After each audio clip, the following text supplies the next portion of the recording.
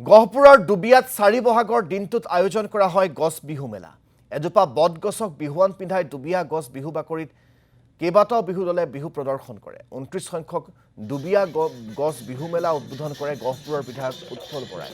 গহপুৰৰ লগতে চুবুৰীয়া লখিমপুৰ আৰু অৰুণাচলৰ পৰাও বহু লোক অনুষ্ঠানটোত উপস্থিত থাকে।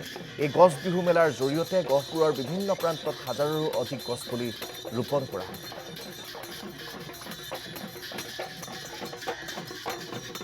আমাৰ গহপুৰত সন্মানীয় বকুল গগৈ ডাঙৰীয়া আমি বনানী হিচাপে যি জানো সেই বকুল গগৈ ডাঙৰীয়া গছ বিহুৰ প্ৰথম আমাৰ ইয়াতে আৰম্ভ কৰিছিল। যিসকল ব্যক্তিৰ আজি 29 সংখ্যক গছ বিহু পালন কৰিছে আৰু এই গছ বিহুত মই পবিত্ৰ বটগছৰ তলৰ পৰা আজি গহপুৰবাসী ৰাইজ আৰু অসমবাসী ৰাইজক হিয়া ভৰা অভিনন্দন জনাইছোঁ আৰু প্ৰত্যেককে আহ্বান জনাইছোঁ যে আমাৰ যি সংকল্প হৈছে বৃক্ষ বৃদ্ধি কৰা, প্ৰকৃতিক ভাৰসাম্য হেৰুৱাৰ পৰা আমি ৰক্ষা কৰা আৰু তাৰ কাৰণে আজি আমি গছ বিহু পালন কৰিছোঁ।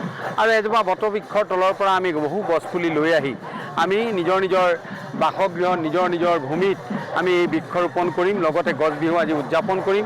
ইয়াত উপস্থিত হোৱা সকলো শিল্পীবৃন্দ, জ্যেষ্ঠসকল, মিডিয়াৰ বন্ধুসকল আৰু যিসকল অতিথি আমাৰ সুদূৰ গুৱাহাটীৰ পৰা আহি ইয়াত উপস্থিত হৈছে সকলোকে মই